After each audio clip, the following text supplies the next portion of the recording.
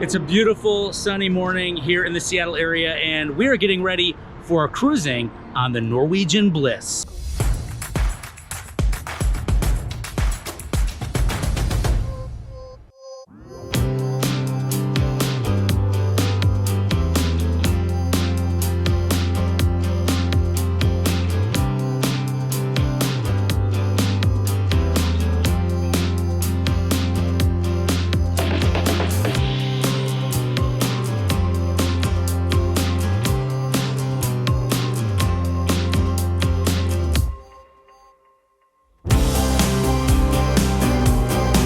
So we breezed right through the check-in process, and now we're here in the waiting room. It's gonna be a little bit. They're gonna start boarding at 11 o'clock, but we do have boarding zone 8.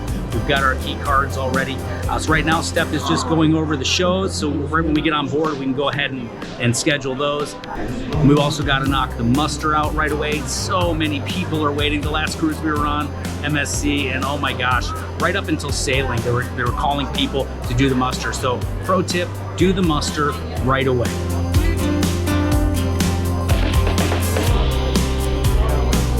Well, apparently they agree with me, and they're shuffling us right into our muster stations to start. I think this is a good thing. You ready to get back to Alaska, baby? Oh, I'm excited. I can't. We're on board. Now, obviously, you're going to hand your big luggage to the porters outside. They're going to bring it to your room later. But if there's anything you brought on that you might need soon, but you just don't want to lug around all day until your rooms are open, you can drop them off here at the Q Steakhouse, which is where they have the luggage storage service.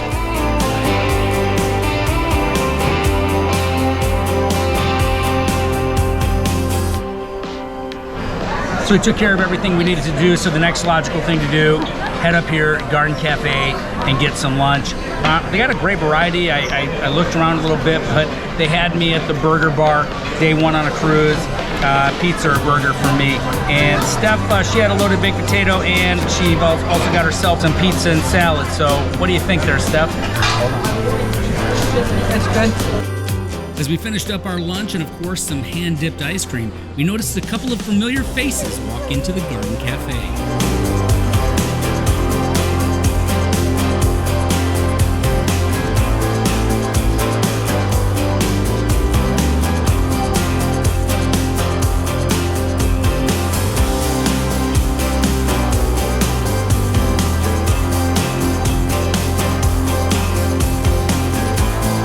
It's 3:30, the rooms are finally ready.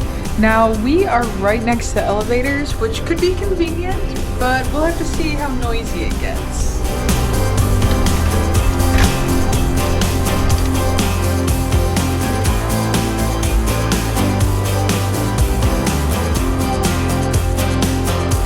If you want a more in-depth look at the room, go ahead and watch this video right here. For now, we're gonna relax until it's time for dinner. And relax we did. We spent the rest of the night and the next day at sea exploring the Bliss and hanging out with Betsy and Mike, and then we arrived in Sitka.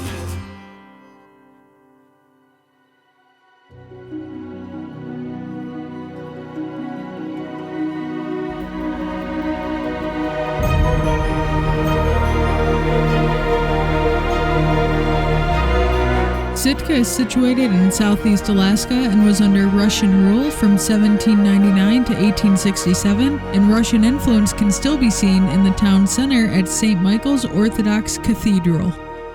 So what we want to do here in Sitka is the Raptor Center and the Fortress of the Bear. Now, those are some of the most popular excursions, but we really weren't comfortable paying the prices that they were charging through the cruise line. So what we decided to do was take the free shuttle down here to the convention center and get other shuttles to the Raptor Center and the Fortress of the Bear on our own. As soon as we got here, we found a place that will take us to both of those for $20. That doesn't include the entrance fee. So we've got 15 for one, 16 for another, and that puts us at 51 per person to visit both the Raptor Center and Fortress of the Bear. Fortress of the Bear here in Sitka provides protection and care for orphan bears in an enriching educational environment.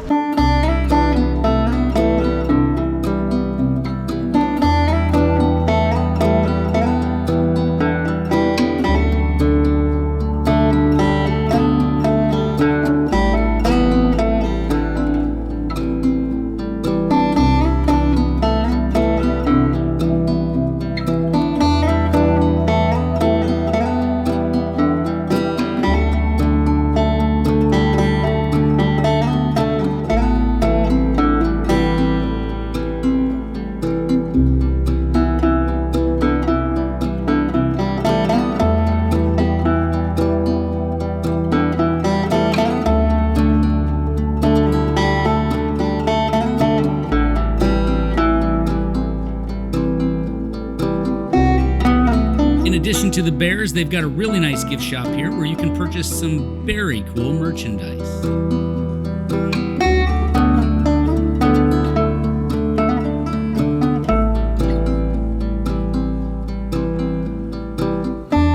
It's a bummer that it's raining today, but you know what I'm gonna do? What? I'm gonna grin and bear it. That's funny.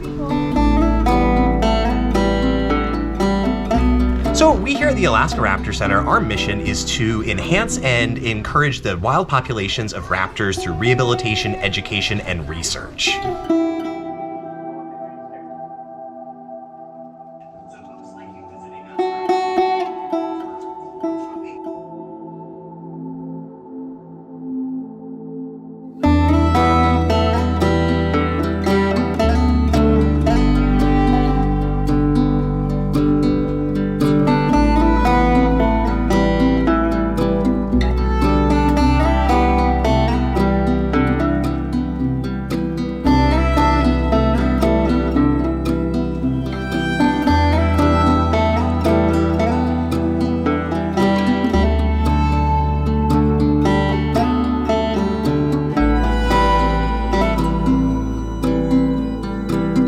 All of these birds are super impressive, but this peregrine falcon right here, when it is diving for food, it can go up to 238 miles an hour.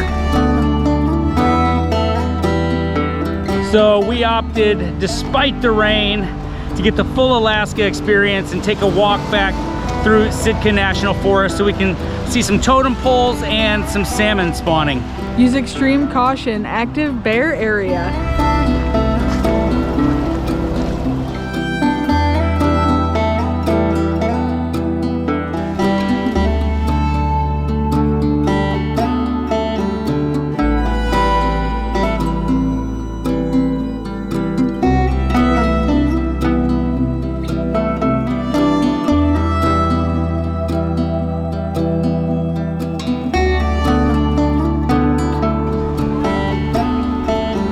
If you saw all the dead fish down there, that's because the fish stay with the eggs until they die of exhaustion, and then they just float down the river and become part of the cycle all over again.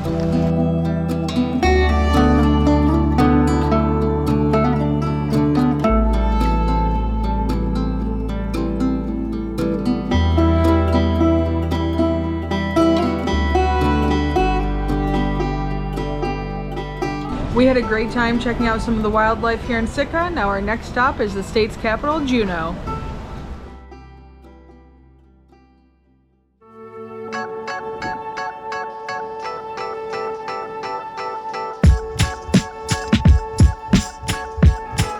Today here in Juneau, we are doing the Mendenhall Glacier Explorer Tour. We bought that through the cruise line, and it basically consists of a 30-minute drive down to the Mendenhall Glacier area and transportation back. While we're here, we've got 2 hours to explore on our own. We're gonna take the Nugget Falls Trail, and we're gonna see what we have in store. It's just like being in Key West. Just like being in Key West. It's a little colder here.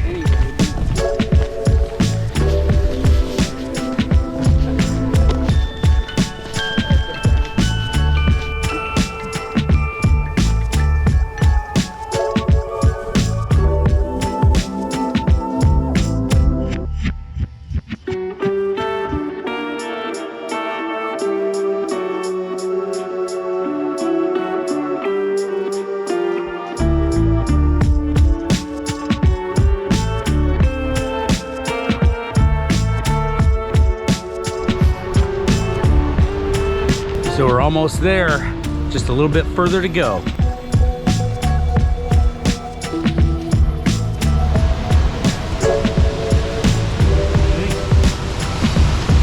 Mother Nature is amazing. It's so beautiful.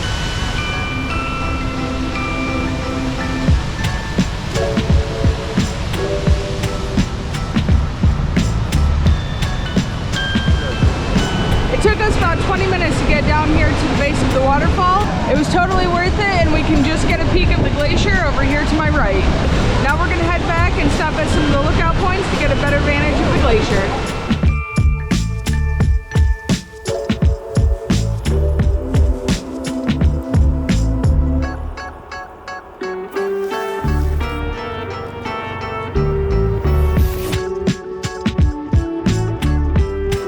There's also a really nice visitor center here where U.S. Forest Service rangers are available to answer questions, as well as state-of-the-art exhibits, a 15-minute film about the Mendenhall Glacier and Tongass National Forest, and a gift shop.